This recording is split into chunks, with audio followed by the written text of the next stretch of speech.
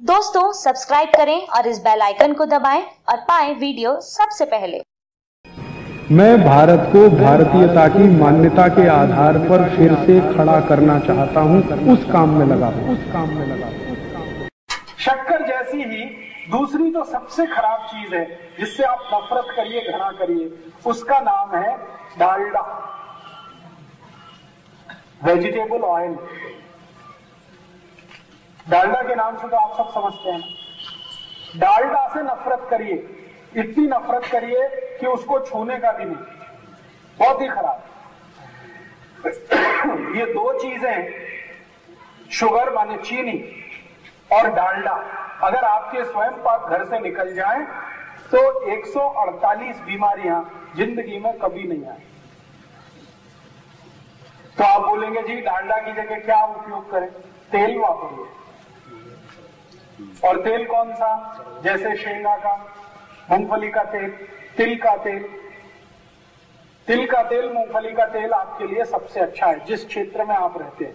अगर आप चाहें तो सरसों का तेल भी खा सकते हैं, राई का तेल भी उपयोग कर सकते हैं, आप चाहें तो नारियल का तेल। लेकिन आप जहां रहते हैं, इस 40 गांव के आसपास का जो क्षेत्र है, यहाँ के लिए सबसे अच्छा शेंगा तेल ही है और तिल का तेल। सोयाबीन बिल्कुल नहीं, गलती से भी नहीं। अच्छा, मैं आपसे एक प्रश्न पूछ लूं, भगवान को पूजा करते हैं तो उसमें बहुत सारी दाल रखते हैं, पूजा में रखते हैं, तुअर की दाल रखते हैं, मूंग की दाल रखते हैं, मसूर की दाल रखते हैं, सोयाबीन की रखते हैं।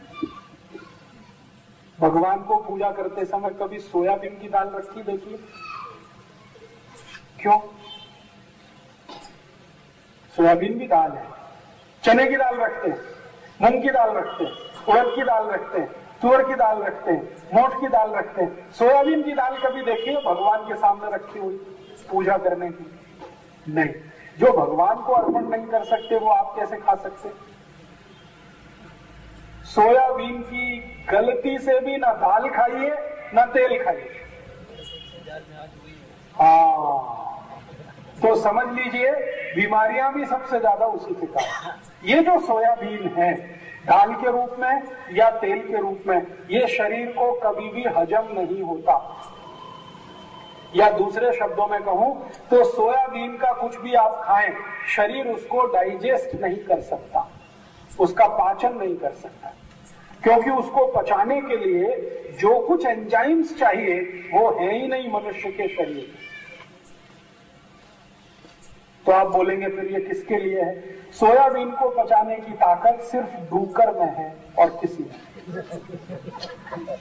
डूकर के पोट में एक एंजाइम बनता है, वो सोयाबीन को पचा सकता है, बाकी किसी के भी शरीर में वो एंजाइम नहीं है जो सोयाबीन को पचा सके। आप कहेंगे सोयाबीन में तो प्रोटीन है। हाँ, प्रोटीन है, लेकिन प्रोटीन को डाइजेस्ट करना पड़ेगा, उसके लिए जो एंजाइम चाहिए वो पोट में है ही नहीं। इसलिए मनुष्यों को सोयाबीन का तेल, सोयाबीन की दाल, सोयाबीन का कुछ भी, सोयाबीन का अगर वो आता है ना दूध आजकल आने लगा, ये सब निषिद्ध है आपके लिए। आप कभी मत खाना है, कितना भी सस्ता मिले कभी मत खाना, और कितना भी महंगा मिले तेल खाना, मूंगफली का हो, तिल का हो, सूरजमुखी का हो। नहीं तो मैंने आपको कहा एक तेल आता है सरसों का, सरसों का तेल इधर चलता, राई का तेल जिसको कहते, नहीं चलता तो छोड़ दो, जो आपके यहाँ चलता वो ही लो, लेकिन शुद्ध तेल खाना। ये वेजिटेबल ऑयल भी है ना, ये भी तो तेल ही है ना, ये नहीं खाना था। डालडा, या डालडा जैसे नाम से आता है, गगन, तरंग, नंबर 1, हनुमान जी, ये और वो, ये सब खतरे ही खतरे हैं, जहर ही जहर। तेल खाना हो शुद्ध, सीधा सीधा तेल खाना। और मैं तो आज आपको ये भी कहूंगा, रिफाइंड तेल भी कभी मत खाना। रिफाइंड और डबल रिफाइंड और ट्रिपल रिफाइंड, जितना ज्यादा तेल रिफाइंड होता है उतना ही जहर उसमें बढ़ता चला जाता है। मैंने अभी पिछले 3 साल एक एक्सपेरिमेंट किया खुद। मेरे पास 100 से ज्यादा ऐसे पेशेंट हैं जिनको डायबिटीज और डायबिटीज के साथ ब्लड प्रेशर और ब्लड प्रेशर के साथ गुर्दे दुखना, ऐसी 4-5 बीमारियां एक साथ हैं, एक ही शरीर में 4-4, 5-5 बीमारियां। ऐसे 100 से ज्यादा मरीजों को मैंने क्या किया, कोई औषध नहीं दिया, उनको बताया नहीं। हमारे होम्योपैथी में मैं जो चिकित्सा करता हूं, हम बोले नहीं तो मालूम नहीं है सामने वाले को कि वो औषध खा रहा है कि नहीं खा रहा है। वो आपने देखा सफेद सफेद गोलियां होती हैं छोटी छोटी मीठी मीठी, हम उसमें औषध नहीं डालते कई बार, लेकिन पेशेंट तो खाता, वो सोचता अरे ये औषधि है, क्योंकि औषध उसमें डालो या ना डालो गोली एक ही जैसी, हम उसको प्लेसिबो कहते हैं, बिना औषध के।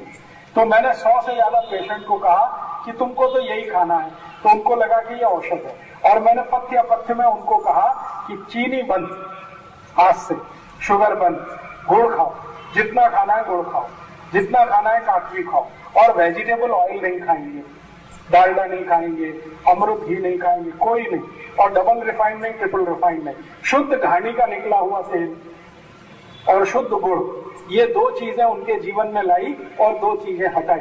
आपको सुन के आश्चर्य होगा, 8 महीने से मैं उनके ऊपर ये प्रयोग कर रहा हूं, एक एक की बीमारी ठीक हो रही है। डायबिटीज उनकी नॉर्मल हो रही है, अर्थराइटिस बिना दवा दिए ठीक हो रही है, अनिद्रा की बीमारी बिल्कुल ठीक हो गई है, गैस बनना बिल्कुल बंद हो गई है, एसिडिटी बिल्कुल चली गई है, मोटापा कम हो रहा है, सब बीमारियां बिना औषध ठीक हो रही। लेकिन वो पेशेंट नहीं जानते, मैं जानता हूं। पेशेंट क्या सोचते, ओ राजीव भाई की औषध बड़ी मात्र से। तो आपके स्वयं पाक घर से जो निकालने की चीज है वो एक तो शक्कर है, चीनी, और दूसरा है डालडा, घी। इन दोनों को जितनी नफरत कर सके उतनी करिए। और प्रेम करना है, मोहब्बत करनी है तो गुड़ के साथ करिए, काकवी के साथ करिए। और प्रेम करना है, मोहब्बत करनी है तो शुद्ध तेल के साथ करिए, जो घानी से निकल के आपके घर में आता है। शुद्ध तेल जितना भी खाएंगे कोई परवाह मत करिए, बिल्कुल हृदयघात की चिंता मत करिए। बहुत बार डॉक्टर आपको बोलते हैं ना, तेल मत खाओ, घी मत खाओ, नहीं तो हार्ट अटैक आ जाएगा। ऐसे सभी डॉक्टर के साथ में चैलेंज करके शास्त्रार्थ करना चाहता हूं। तेल और घी शरीर के लिए उतना ही आवश्यक है जितना आपके शरीर के लिए पानी। अगर तेल घी नहीं होगा शरीर में, आपका शरीर नहीं चलेगा। आप जानते हैं कि आपके घुटने चलते हैं, कमर आप नीचे ऊपर होते हैं, सवेरे से शाम तक कितनी बार आप बैंड करते हैं फिर भी ये काम करती है, कितना किलोमीटर चलते हैं फिर भी ये काम करते हैं। ये सब तेल और घी का ही प्रताप है। तेल भी चाहिए शरीर को, घी भी चाहिए, लेकिन कौन सा तेल और कौन सा घी, ये महत्व की बात है।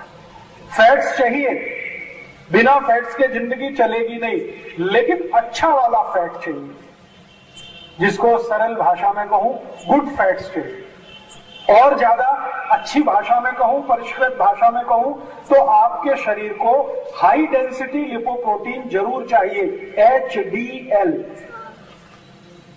और जो नहीं चाहिए वो LDL और VLDL, very low density lipoprotein, ये भी फैट का एक स्वरूप है, और LDL लो डेंसिटी लिपोप्रोटीन, ये भी फैट का एक स्वरूप है। तो LDL VLDL तो नहीं चाहिए, HDL चाहिए, बिना उसके शरीर चलेगा नहीं। और HDL सबसे ज्यादा मिलता है वो शुद्ध तेल में ही मिलता है। शुद्ध तेल माने जो घानी से निकलकर सीधे घर में आया वो तेल। आप कहेंगे जी उसमें बांस आती है, वो बांस ही तो उसकी प्रोटीन है। फिर आप कहेंगे वो दिखने में अच्छा नहीं लगता, उसका कलर ही प्रोटीन है।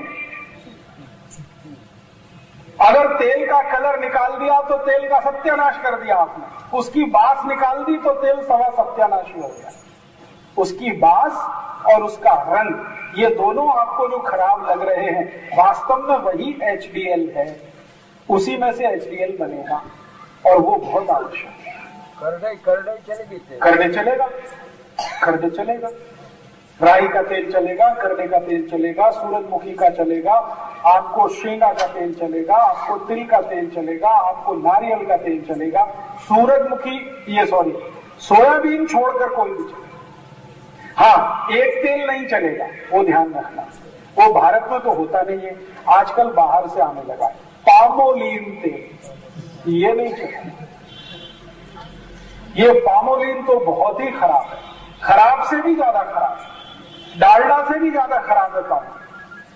कारण क्या है, पामोलिन को डिसइंटीग्रेट करने के लिए शरीर का तापमान ही चाहिए कम से कम 40 से 47 डिग्री, और वो होता नहीं कभी, बुखार आने पे ही होता है वो तो।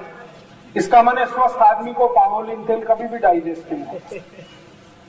तो अब आप एक जिंदगी का नियम बना लीजिए, किसी भी होटल में खाना खाने जाएं, वैसे तो ना जाएं तो बहुत अच्छा है, लेकिन खाना खाने जाएं तो सबसे पहला सवाल पूछिए किस तेल में खाना बनाया, तो कहेगा डालडा में, तो नमस्ते जी नहीं खाते।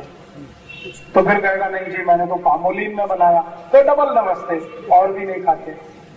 तो फिर कहेगा मैंने रिफाइंड में बनाया है, डबल रिफाइंड में, तो और 3 नमस्ते। तो फिर कहेगा फिर कौन सा खाना आप खाते, तो उससे पूछो करडी के तेल में बनाया, शेंगा के तेल में बनाया, तिल के तेल में बनाया, राई के तेल में बनाया, तो खाएंगे। ये पामोलिन के तेल में नहीं खाएंगे, डबल रिफाइंड में तो गलती से भी नहीं खाएंगे। आप अगर फरसान भी खरीदते हैं ना बाजार से, उससे भी पूछ लीजिए कौन से तेल में बनाया, तो ये पूछ कर ही खरीदिए। और अगर आपको ज्यादा चिटचिट झंझट लगता है तो घर में खुद बना लीजिए, फरसान बाजार से क्या लाना, उतना तो हम कर ही सकते हैं।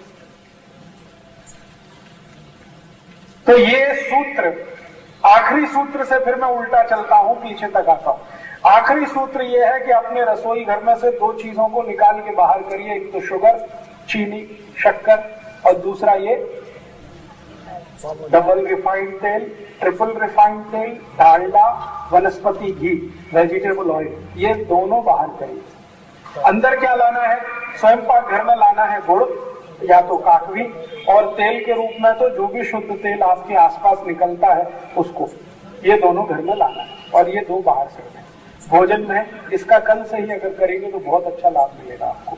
आप में से किसी को भी अगर डायबिटीज है, किसी को भी गुर्दे दुख रहे हैं, किसी को भी कमर दुख रही है, ये कल से ही शुरू कर दीजिए। शक्कर बंद, गुड़ चालू, शक्कर बंद, काकवी शुरू, और ये रिफाइंड तेल बंद, शुद्ध तेल शुरू।